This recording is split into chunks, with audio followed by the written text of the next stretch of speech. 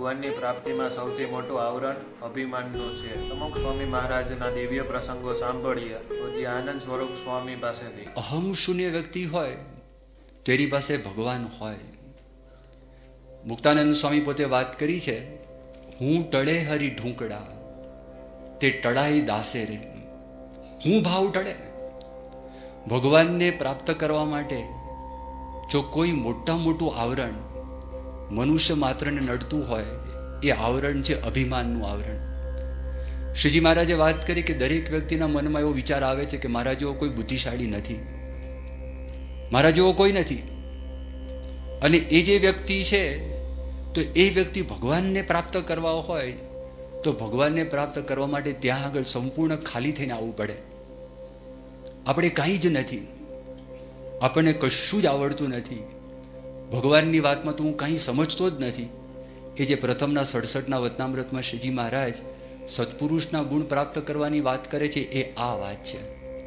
તમે જુઓ, જ્યાં આગળ નીચાણવાળી જમીન હોય ત્યાં પાણી ભરાય, ખાડો હોય ત્યાં પાણી ભરાય. એક વખત એવો પ્રસંગ થયેલો 1973માં પરમ પૂજ્ય સ્વામી શ્રી બોચાસણથી ભાદરણ પધારેલા. ભાદરણમાં જૂનું મંદિર, તમે મંદિરમાં દાખલ થાવ તો ત્યાં આગળ જમણી બાજુ એક રૂમ, ત્યાં સવારના પોરમાં સ્વામી નાસ્તો કરતા હતા. અમદાવાદના એક બાળક રાજેશ પોંડા કરીને પ્રમુખ સ્વામી મહારાજ પાસે એક વાત બોલ્યા. વાત એ જ હતી કે સ્વામીજી જે ઉપદેશ આપેલો હતો એ ઉપદેશના અનુસંધાનમાં એમને સ્વામિનારાયણ હરે પ્રમુખ સ્વામી મહારાજે વાત કરી. કારણ કે બાપા બોલેલા હતા. પછી આપણે સાંભળ્યું સ્વામિનારાયણ હરે શ્રીજી મહારાજે વાત કરી. હમણાં છોકરાઓ જે સંવાદ કરતા હતા ગઈકાલે કે પરમ દિવસે એવું બોલેલા, સ્વામિનારાયણ હરે પ્રમુખ સ્વામી મહારાજે વાત કરી કે આપણે ટેકરા જેવા ન થવું પણ ખાડા જેવા થવું. સ્વામી જમતા હતા, જમતા જમતા બોલ્યા કે એમ નહીં, ખાડા જેવા નહીં પણ સમુદ્ર જેવા થવું. ખાડામાં ઓછું પાણી આવે, એ પાણી સુકાઈ જાય. સમુદ્રનું પાણી છે એ કોઈ દિવસ સુકાય નહીં. તો જો સ્વામીના જીવનમાં આપણને દેખાય છે કોઈ પ્રકારનું અભિમાન નથી, ભગવાન છે, ભગવાનનો ટેકો છે. મસાઈ મારાની અંદર જે ફિગ ટ્રી લોજ હતી એના માલિક એક સરદારજી હતા. ત્યાં સ્વિમિંગ પુલનું ઉદ્ઘાટન કરેલું અને સ્વિમિંગ પુલનું ઉદ્ઘાટન પછી આ સરદારજી રાજી થયા. રાજી થઈને પ્રમુખ સ્વામી મહારાજને એક સીસમની લાકડી આપેલી. તે સીસમની લાકડી ભેટમાં આપી અને ભેટમાં આપીને એમણે કંઈક વાત કરી છે, આપણને ખ્યાલ નહીં. પણ અહીંયા સ્વામી જે નગારા રોડ ઉપર આપણું મંદિર છે, લગભગ બપોરનો ટાઈમ થયેલો અને બાપા ત્યાં પધાર્યા. એક પગથિયું ચડ્યા, તરત મંદિર આવે, આપણો હોલ આવે. 10 સંતો લાઈનમાં ઊભા હતા અને બાપા એ એક પગથિયું ચડતા ચડતા કોઈ ઘરડો માણસ લાકડી સાથે એની જે પરિસ્થિતિ હોય ને એવું એક્ટિંગ, એવો અભિનય એકદમ ધ્રુતતા એ એક પગથિયું 2 પગથિયું ચડ્યા અને પછી હસી પડ્યા. ત્યાં ગુલાબ સ્વામી ત્યાં આગળ ઊભા હતા. ત્યાં ગુલાબ સ્વામી દર્શન કરતા હતા. લાકડી બતાવી સ્વામીએ કહ્યું કે અમે ત્યાં ફેક્ટરી લોજથી આવેલા અને તે વખતે પેલા સરદારજી આ લાકડી આપી અને કહ્યું કે ઘડપણમાં તમને આ ટેકા તરીકે હું આપું છું. અને બીજું કારણ એ છે કે લાકડી તમે જો વાપરો તો તમે મને યાદ કરો અને મારું કલ્યાણ થાય. એટલે આ પણ ભાવના હતી. પણ પહેલી વાત કરી કે ઘડપણમાં તમારો આ ટેકો. પ્રમુખ સ્વામી મહારાજ તરત બોલ્યા, સ્વામી કે મારા ભાઈ, અમને તો એક ભગવાનનો ટેકો છે, એટલે બીજા કોઈ ટેકાની જરૂર નથી. એક ભગવાનનો ટેકો છે, એક ભગવાનનો આશરો છે, બાકી એ સિવાય બીજા કોઈ ટેકાની જરૂર નથી. હવે આવું જે બોલવું ને, આપણને ઘણા બધા ટેકાઓ છે, ઘણા બધા ટેકા છે. અને એક ભગવાનનો ટેકો હોય તો અક્ષરધામમાં બેઠા હોઈએ અને કાં તો અહીંયા અક્ષરધામ જેવું આપણને સુખ આવતું હોય. પૈસાનો ટેકો, સત્તાનો ટેકો, બુદ્ધિનો ટેકો, આવડતનો ટેકો, રૂપનો ટેકો, કુટુંબીઓનો ટેકો, સમાજનો ટેકો, ઘણા બધા ટેકા છે. પણ જો એક માત્ર ભગવાનનો ટેકો હોય તો ભગવાન સિવાય કશું દેખાય નહીં. એ જૂના મંદિરની અંદર બાપાનો રૂમની બહાર સ્વામી બેઠા હતા અને નાની ગલી છે, તમે આગળ જાઓ તો રસોડું આવે અને આમ બાપા બેઠા હતા. અને 1988ની સાલમાં તે વખતે બાપાની સાથે ટૂરની અંદર પૂજ્ય સુખમુનિ સ્વામી એ સાથે હતા. એટલે સુખમુનિ સ્વામી જોયું દૂરથી, બાપા એકલા બેઠા હતા. હવે એમને ખબર નહીં, સાઈડ ઉપર બીજા બેઠા હતા, એમને ખ્યાલ નહીં. અને એકદમ આવ્યા અને બાપાને પૂછ્યું, સ્વામી એકલા કેમ બેઠા છો? બાપા કે એકલો ક્યાં બેઠો છું? સાથે શ્રીજી મહારાજ, ગુણાતીતાનંદ સ્વામી, ભગતજી મહારાજ, શાસ્ત્રીજી મહારાજ, યોગીજી મહારાજ અને બધા મુક્તો સાથે જ છે. એકલો ક્યાં આગળ બેઠો છું?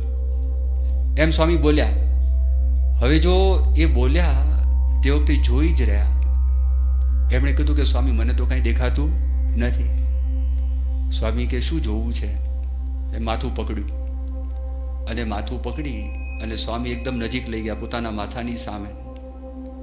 સ્વામી કે લે ભગવાન જોવા છે? તો કે હા જોઈ લે, દેખાય છે. આ એક સંકેત એમણે કર્યો. હવે જો શ્રીજી મહારાજે વચનામૃતમાં આ વાત કરેલી છે, મહારાજે સારંગપુરનું 10મું વચનામૃત, એ વચનામૃતમાં શ્રીજી મહારાજ બોલ્યા કે આવા જે સંત આપણને પ્રાપ્ત થાય તો એ સંતના આપણને દર્શન થાય છે, તો તે વખતે આપણે એવું માનવું કે મને સાક્ષાત્કાર ભગવાનના દર્શન થયા છે, એમ માનવું. એવી શ્રીજી મહારાજે સારંગપુરના 10ના વચનામૃતમાં પોતે આજ્ઞા કરી છે, પોતે બોલેલા છે. સમાધિમાં જઈને જેને જોવાનું છે પ્રત્યક્ષપણે દેખાય છે. પ્રમુખ સ્વામી મહારાજ શરૂઆતમાં જ્યારે આવેલા અને એમણે દીક્ષા ગ્રહણ કરેલી તે વખતે એક પ્રભુદાસભાઈ બારોટ કરીને હતા, એ સમાધિ બતાવતા. શાસ્ત્રીજી મહારાજે સમાધિ પ્રકરણ શરૂ કરેલું હતું. તે વખતે સ્વામીના મનમાં એમ કે બધા સમાધિમાં બેઠા હોય છે અને સમાધિમાં સ્વામિનારાયણ ભગવાનના દર્શન થાય, લાવ જો તો ખરા કે સમાધિ કેવી છે. પ્રમુખ સ્વામી તે વખતે ઉંમર નાની અને ત્યાં આગળ બેઠા હતા. નિર્ગુણ સ્વામી ત્યાંથી પસાર થયા. એ નાનદા અહીં કેમ બેઠો છે? ઊભો થા. તે પ્રમુખ સ્વામીને ઊભા કર્યા. ઊભો થા, ઊભો થા. અને ઊભો થઈને શાસ્ત્રીજી મહારાજ પાસે લઈ આવે કે આ તમારો શાસ્ત્રી. એ ત્યાં બેઠો હતો. પછી શાસ્ત્રીજી મહારાજે બહુ પ્રેમથી પૂછ્યું કે શું કરવા બેઠા હતા? આ તો બધી વાત સાંભળી હતી, સમાધિની વાતો, કે સમાધિની અંદર શ્રીજી મહારાજના દર્શન થાય. તો મારા મનમાં એમ કે મહારાજના દર્શન આપણે કરીએ. આ જો મનુષ્ય ચરિત્ર કરે છે. શાસ્ત્રીજી મહારાજે પૂછ્યું સમાધિમાં શું જોવું છે? મહારાજને જોવા જ, કે સમાધિમાં જેને જોવા જ અત્યારે દેખાય છે, દર્શન કરી લે. આ સ્વામી પોતે બોલ્યા, વાત કરી.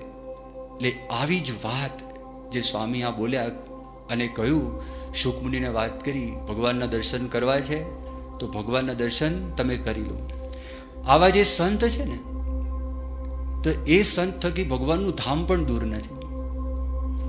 સ્વામી કિસુમુની અંદર હતા અને કિસુમુની અંદર ત્યાં આગળ મગનભાઈનું ઘર, એમના દીકરાઓ અને દીકરાના દીકરા બધા બેઠા હતા અને સમૂહ ઓછો.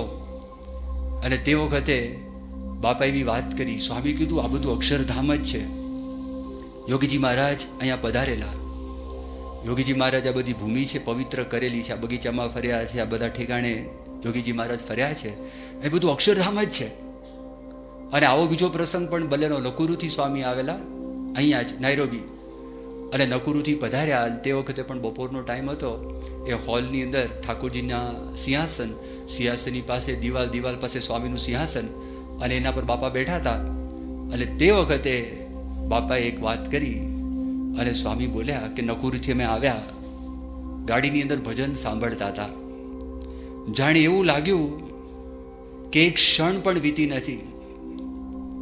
જ્યારે કોઈ વસ્તુની અંદર આપણને અતિશય આકર્ષણ થાય, આપણને અતિશય ગમે, તો સમય ક્યાં આગળ પસાર થઈ જાય આપણને ખ્યાલ ના આવે. તો પ્રમુખ સ્વામી મહારાજ એવું બોલ્યા, એક ક્ષણ પણ વીતી ના હોય એવું લાગ્યું. પછી એક વાત એમણે કરી. એમણે કહ્યું બધું અહીંયા અક્ષરધામ જ છે, આ બધું જ અક્ષરધામ છે અને અક્ષરધામ સિવાય કાંઈ જ દેખાતું નથી. હવે અક્ષરધામમાં માણસ બેઠા હોય તે અક્ષરધામ તો દેશ કાળથી પર છે. દેશ કાળ માયા એ બધાથી અક્ષરધામ પર છે. ત્યાં સમય છે, સમય પણ સ્થગિત થઈ જતો હોય છે. તો આવા જે સંત છે એમની દ્રષ્ટિની અંદર પવિત્રતા છે, દ્રષ્ટિની અંદર ભગવાન સિવાય કાંઈ દેખાતું નથી, એમની દ્રષ્ટિની અંદર અક્ષરધામ સિવાય કાંઈ દેખાતું નથી. એટલે દરેકને પ્રેમ આપી શકે છે અને દરેકને વ્યક્તિને એનો મહિમા પોતે સમજી શકે છે.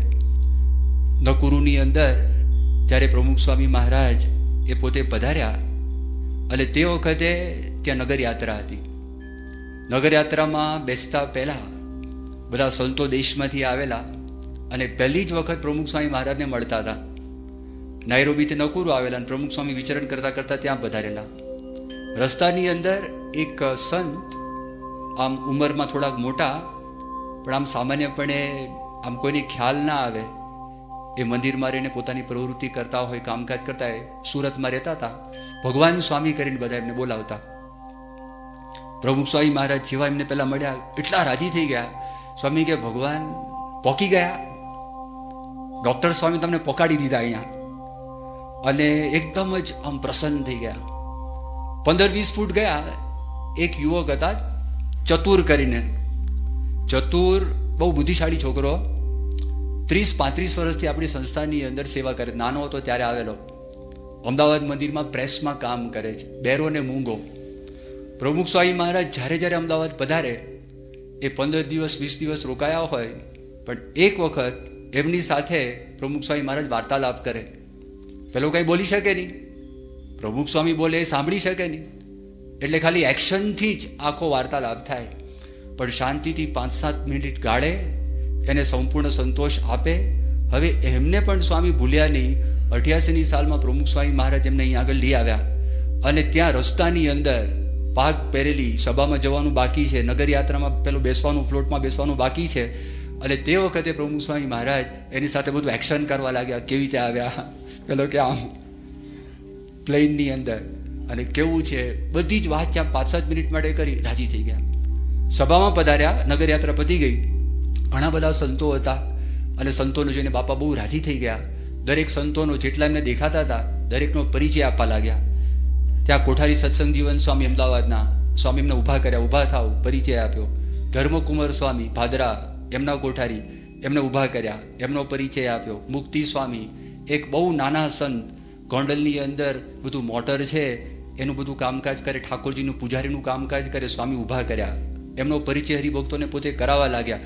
ઘણા બધા સંતો એમને જે દેખાયા એ દરેકનો નાના મોટા તમામ સંતોનો પરિચય આપવા લાગ્યા. એક હરિભક્ત આવેલા, એક રમણભાઈ શેઠ કરીને અમદાવાદથી, બહુ સામાન્ય હરિભક્ત, શાસ્ત્રીજી મહારાજના વખતમાં મૂળ જૈન, સ્વામિનારાયણ સંપ્રદાયના સંસ્કાર પડ્યા, શાસ્ત્રીજી મહારાજને પોતાના ગુરુ કર્યા. અને ગુરુ કર્યા તે વખતે ગરીબ વ્યક્તિ, તે વખતે પગાર છે બહુ જ ઓછો, અને તે વખતે મંદિરનું કામકાજ ચાલે. આરસના થાંભલા, અમદાવાદ મંદિરમાં જાઓ, પથ્થર છે, પથ્થર પોરબંદરનો, અને થાંભલા છે આરસના છે. આરસના થાંભલાની સેવા થતી, તે વખતે કંઈક 300 કે 500 રૂપિયાની સેવા હતી અને બધા સેવા લખાવતા હતા. એમાં રમણભાઈ પાસે વાત પહોંચી, એને કીધું મારે પણ સેવા લખાવી છે, અડધા થાંભલાની સેવા કરવી છે. હવે મહિનાનો પગાર જ કંઈક 25 રૂપિયા કે 20 રૂપિયા પગાર, 300 રૂપિયાની સેવા થાય કેવી રીતે, આખું ઘર ચલાવવાનું. અને રમણભાઈ પછી ત્યાં આગળ શાસ્ત્રીજી મહારાજ પાસે આવ્યા, બબુભાઈ કોઠારી લઈ ગયા. એમણે વાત કરી કે મારે આવી રીતે અડધા થાંભલાની સેવા કરાવી. સ્વામી રાજી થયા. નીચે ઉતર્યા ને રમણભાઈના મનમાં એમ થયું કે આખા થાંભલાની સેવા કરું, આખા થાંભલાની સેવા. તો ફરી વખત લઈ આવ્યા. શાસ્ત્રીજી મહારાજ ત્યાં બેઠા હતા અને શાસ્ત્રીજી મહારાજને વાત કરી કે સ્વામી એમની ઈચ્છા છે આખા થાંભલાની સેવા કરું. સ્વામી કેમ? ઊભા થઈ ગયા. શાસ્ત્રીજી મહારાજ ધબ્બો આપ્યો. શાસ્ત્રીજી મહારાજ કે આ અમારા અક્ષરધામના શેઠ છે. એ રાજી થઈ ગયા. બબુભાઈને ખબર હતી આની તાકાત નથી. નીચે ઉતરીને વાત કરી, તમે ચિંતા નહીં કરતા, તમે શાસ્ત્રીજી મહારાજને રાજી કરી લીધા જ, તમારાથી જો ન થાય તો વાંધો નહીં, અમે ભેગા કરીને આપી દઈશું. પણ શાસ્ત્રીજી મહારાજ પ્રસન્ન થઈ ગયા છે. એ વ્યક્તિએ પ્રયત્ન કર્યો, એનાથી પૂરું થયું નહીં. એમના ઘરના બૈરા, એમના પત્ની, એમના ઘરેણા વેચ્યા અને ઘરેણા વેચી અને એમણે આપ્યું. સ્વામી એટલા બધા પ્રસન્ન થયા. 3 દીકરા 3 દીકરી, 40 વર્ષ મિલમાં કામ કર્યું, દિલના ઉદાર, એકદમ ઉદાર વ્યક્તિ. અને જ્યારે જ્યારે પોતાની શ્રદ્ધા શક્તિ પ્રમાણે પોતે સેવા કરે, એમણે સ્વામી યાદ કર્યા. અને યાદ કરીને વિચાર કર્યા, રમણભાઈ એમને કંઈક સારંગાંઠનું ઓપરેશન કરવાનું હતું. અને પછી અમદાવાદ મંદિરમાં સભા પતી ગઈ. પ્રમુખ સ્વામી મહારાજને વાત કરી કે સ્વામી આવી રીતે સારંગાંઠનું ઓપરેશન છે અને એ કરવાનું છે. પ્રમુખ સ્વામી મહારાજે લગભગ 5-6 ડૉક્ટરને વાત કરી, નક્કી કરી આપ્યું કે કોની પાસે આ ઓપરેશન કરવાનું છે એ પણ નક્કી કરી આપ્યું. એ જિંદગીમાં રિક્ષામાં બેઠા નહોતા, એ રિક્ષામાં બેસવાની વ્યવસ્થા એમણે કરી આપી. જ્યારે આફ્રિકા આવવાનું હતું, પ્રમુખ સ્વામી યાદ કરે રમણભાઈને લઈ આવ્યા છે અને એ વ્યક્તિ ભજન ગાય અને ભજન ગાઈને સ્વામીને રાજી કરે. જ્યારે ત્યાં આગળ દુષ્કાળ પડેલો ગુજરાતની અંદર તો તે વખતે ગાયોની સેવા નોંધાતી. એક ગાયની 300 રૂપિયા. એ આવ્યા, સ્વામીને વાત કરી. પાછા અંગ્રેજી બોલવાનો શોખ, જૂના છે ને, જૂના માણસોને અંગ્રેજી બોલવાનો શોખ. સ્વામી કે 2 cows. સ્વામી કે જો રમણભાઈ, તમે એક ભજન મારી પૂજામાં ગાશો તો હું એવું માનીશ કે તમે 1 લાખ રૂપિયાની સેવા કરી. તમે 2 ભજન ગાશો તો હું એવું માનીશ કે 2 લાખની સેવા કરી. માટે તમે ભજન ગાઓ. તો આફ્રિકાની અંદર પેલો હોલ, આ જૂના મંદિરમાં, ત્યાં પૂજાની અંદર આ રમણભાઈ ભજન શરૂ કર્યું અને બાપા એકદમ મલકાઈ ગયા, જેમ કમળ ખીલે, અને લટકા કરવા લાગ્યા. એ રાજી થયા. ગરીબ હરિભક્ત એમને ભૂલતા નથી, એમને યાદ કરે છે, આવા પ્રસંગે પણ યાદ કરે છે અને એમને સુખ આપે. આવો બીજો પ્રસંગ થયો હતો. આજે મેં તમને વાત કરી, નાનો હોલ હતો, એ સાવ નાનો, મંદિરનો હોલ નહીં, ઓલો મધ્યમ, પછી શેડ બનાવેલો, અને એમાં બાપાની પૂજાની અંદર પેલા વેલિંગ બરોવાળા ચીમનભાઈ આવેલા, અક્ષરદેરી મૂકી છે ને, થાંભલો, એ આવેલા. તો હવે એમણે કંઈક ભજન બનાવેલું ભક્ત ચિંતામણીના રાગનું, એટલું મોટું ભજન કે પોણી પૂજા પતી જાય. અને રાગ તો સામાન્ય, પણ ભાવ પુષ્કળ. અને એમણે શરૂ કર્યું અને બાપા પછી લટકા આપવા માંડ્યા ઠેઠ સુધી. એટલા બધા રાજી થયા, એટલા બધા પ્રસન્ન થયા. આ બધા પ્રસંગો દ્વારા આપણને ખ્યાલ આવે છે કે આ આખો આત્મબુદ્ધિનો સત્સંગ છે. મોટા પુરુષ આપણા પર દયા કરે છે, પૂર્ણ કામ છે. એમને કોઈની અપેક્ષા નથી, એમને કોઈની જરૂર પણ નથી. આપણા બધા જ સંબંધોનો આપણે વિચાર કરીએ કે સંબંધોની અંદર કાંઈક થોડો ઘણો પણ આંશિક સ્વાર્થ સમાયેલો હોય તો જ સંબંધ છે રે. અને જેની સાથે આટલો પણ સ્વાર્થ ન હોય, તમે વિચાર કરજો, અંતરદ્રષ્ટિ કરજો કે જેની સાથે આપણને યોગ છે, છેવટે આપણને લાગે મિત્ર છે, કોઈ સ્વાર્થ નથી. પણ main is a social animal. He doesn't like loneliness. એને કોક જોઈએ છે, એકલો માણસ છે, એને ગમતું નથી, એ પણ એક સ્વાર્થ છે. આ પુરુષનો આપણે વિચાર કર્યો, એકાંતની અંદર હજારો માણસો બેઠા હોય એવી એની સમજણ છે, લાખો માણસો હોય બેઠા હોય તો પોતે એકલા છે એવી સમજણ છે. ફક્ત સમજણ છે એવી નહીં, પણ સંતો હરિભક્તોને આ પ્રકારનો અનુભવ છે. તો જો આપણને ખબર પડે કે આત્મબુદ્ધિનો સત્સંગ છે, દરેકની અંદર એ પોતે ભગવાન જુએ છે. દરેકની અંદર કોઈ પણ નાના મોટા વ્યક્તિ હોય અને એમના મનની અંદર એક જ વાત છે કે મારી પાસે જે સુખ છે એ બધાને સુખ પ્રાપ્ત થાય. એના માટે કથા વાર્તા 88ની સાલમાં એટલી બધી કથા વાર્તા એમણે કરી છે. કાંઈ તક મળે, નાસ્તો કરતા કંઈ પ્રસંગ, જેવો કંઈક પ્રસંગ નીકળે, કથા શરૂ કરે. બપોરે જમતા કથા, રાત્રે જમતા કથા, સભાની અંદર પણ પોતે વાતો કરે. અને કેવી રીતે પોતા જેવા થવું એની પણ એક વાત સ્વામી બપોરે જમતા વખતે વાત કરેલી. સ્વામી બપોરે જમતા હતા અને તે વખતે એકદમ સ્વામી વાત કરી, અંતઃકરણ જો બદલાવવું હોય તો એના માટેનો ઉપાય બતાવતા બાપાએ વાત કરી કે મોટા પુરુષની આજ્ઞાનું પાલન, મધ્યનું 51મું વચનામૃત. એમ કે બેસી જાઓ તો બેસી જવાનું, એ કે ઊભા થાવ તો ઊભા થઈ જવાનું. જો એમની આજ્ઞાનું પાલન કરીએ ને તો જ મન છે ને, મનનો મેલ દૂર થાય. બાકી મન અમન ન થાય. જ્યાં સુધી આપણે મનધાર્યું કરીએ ત્યાં સુધી મનનું રાજ્ય મળતું નથી. અને જ્યાં સુધી મનનું રાજ મળતું નથી ત્યાં સુધી હરખ ને શોકની નદીઓ છે એમાંથી માણસ છે એ બહાર નીકળી શકતો નથી. એટલે એક દિવસ જ્યારે આપણા મનમાં આ વાતની દ્રઢતા થાય, જો મન અમન કરવું હોય એના માટે સ્વામી આ ઉપાય બતાવ્યો. વિશ્વવિહારી સ્વામી બેઠા હતા, એમને નિશાન સ્વામી બનાવ્યું અને નિશાન બનાવી અને દરેક માટેનો એક આદેશ છે એ સ્વામી તે વખતે આપ્યો. કેટલી બધી શ્રદ્ધા માનસામાં હતા. બધા હરિભક્તો નીચા નૌકા વિહાર કરીએ લેક વિક્ટોરિયામાં. પ્રમુખ સ્વામી મહારાજ પાસે પ્રસ્તાવ મૂક્યો. પ્રમુખ સ્વામી વાત કરે, બધું જોયું જ છે, પહેલા આવેલા તે વખતે જોયું હતું, અત્યારે કઈ બેસવાની જરૂર નથી. બાપા કે બધું મને અહીં બેઠા બેઠા ખબર, જો અહીંયા આ ટાપુ છે, અહીંયા આ છે, અહીંયા આ છે, અહીંયા આ છે, બધું મને દેખાય છે. હરિભક્તોએ બહુ આગ્રહ કર્યો, બહુ વિનંતી કરી. બાપા કે સારું. એ બેઠા હોડીની અંદર અને જેવા હોડીમાં બેઠા અને કોઈક વ્યક્તિએ વાત કરી અને વ્યક્તિએ શરૂઆત કરી કે ભાઈ આજે આ શુભ દિવસ છે અને આજે આ વાત છે જન્મ દિવસ છે, એવી એમણે વાતની શરૂઆત કરી. જન્મદિવસની જ્યારે વાત કરી, સ્વામી કે બેસો અહીંયા આગળ, અને વચલો જ ભાગ, અને એમાં બધા સંતો હરિભક્તો બેઠા હતા, અને એક ભજન ગવાયેલું કે જન્મ સુધાર્યો રે હો મારો. એ ભજન એક સંત બોલેલા હતા. એના આધારે 2 કલાક સુધી કથા વાર્તા પ્રમુખ સ્વામી મહારાજે ત્યાં કરી. બધા સંતો હરિભક્તો ત્યાં જ, કશું કોઈ જોયું નથી. ત્યાં આગળ કયો ટાપુ છે, પાણી ક્યાં છે, શું છે, કેમ છે, કાંઈ નહીં. એ 2 કલાકની સતત કથા વાર્તા થઈ, અને કથા વાર્તા પૂરી કર્યા પછી એ જ્યારે આવ્યું ત્યારે ખબર પડી, ત્યાં આગળ લંગર નાખ્યું વાણે, ત્યારે ખબર પડી કે નૌકા વિહાર છે, નૌકા વિહાર તો પૂરો થઈ ગયો છે. 2 કલાક કથા વાર્તા આગ્રહ. માનસામાં સ્વામી ટેકરી પર ઉતરેલા હતા. મધ્યનું 47મું વચનામૃત 3 સેશનની અંદર ચાલુ, સતત એકદમ પ્રવાહની અંદર. એ પોતે જમવાનું પણ ભૂલી જતા, એટલે પોતાનો દેહનો પણ વિચાર નહીં. જ્યારે કથા વાર્તા કરવા માટે બેસે તો તે વખતે દેહનો વિચાર ન કરે. મોમ્બાસાની અંદર બંબુરી બીચ ઉપર કેનિયાટાનું સમર હાઉસ, એ સમર હાઉસમાં બાપા ત્યાં આગળ બેઠા હતા, અને બપોરે એક વચનામૃત છે, એ વચનામૃતનું વાંચન છે તે વખતે ચાલુ હતું, વધારાનું વચનામૃત, જેમાં શ્રીજી મહારાજે ક્રોધનું ખંડન કર્યું છે. અને શ્રીજી મહારાજ એવું બોલ્યા કે ક્રોધ કોઈ પ્રકારે ન કરવો. ક્રોધના નિમિત્ત ગણાવ્યા કે માણસને ક્રોધ ક્યારે ક્યારે થાય છે, કેવી રીતે થાય છે, એના બધા નિમિત્ત ગણાવ્યા. અને નિમિત્ત ગણાવીને સ્વામી પોતે વાત કરતા હતા. અને એક વ્યક્તિ ત્યાં આગળ જોયું કે બાપાને બેસવાની અંદર વધારે અનુકૂળતા આવે, તો નીચે રજાઈ ગોઠવવા માટે ગયા. સ્વામી કે તું હમણાં આના કર, તું હમણાં સાંભળ, આ વાત જતી રહેશે. એટલે એ વાત આપણા જીવમાં દ્રઢ થાય એના માટે એમનો આ આગ્રહ. પોતાના દેહનો વિચાર નહીં. પહેલા તમે જો શ્રીજી મહારાજે વાત કરી છે તો મેં ધ્યાન રાખો. આવો બીજો પ્રસંગ બનેલો કિસુમુની અંદર.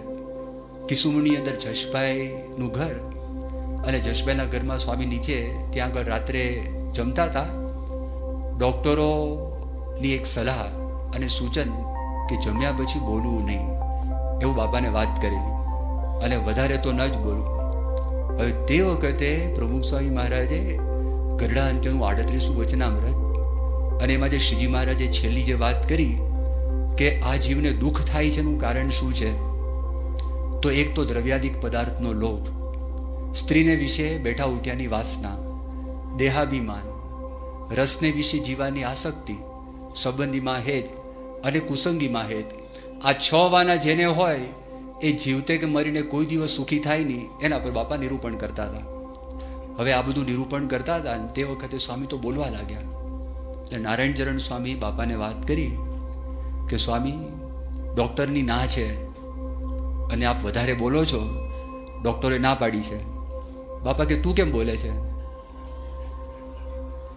આ ડૉક્ટર સ્વામી બેઠા છે ને, ડૉક્ટર સ્વામી કશું બોલતા નથી, તું બોલે છે. એ પ્રમાણ કોનું લેવાનું? ડૉક્ટરનું પ્રમાણ લેવાનું. ડૉક્ટર બોલતા નથી અને તું શું કરા બોલે છે? એટલે એમનાથી તો કંઈ બોલાયું નહીં, બંધ થઈ ગયા. એટલે ડૉક્ટર સ્વામી સાંભળતા હતા. બાપાએ બોલવાની શરૂ કર્યું, અને 3-4 વાક્ય સ્વામી બોલ્યા, અને ડૉક્ટર સ્વામી પછી બોલ્યા કે મર્યાદા પૂરી થઈ છે.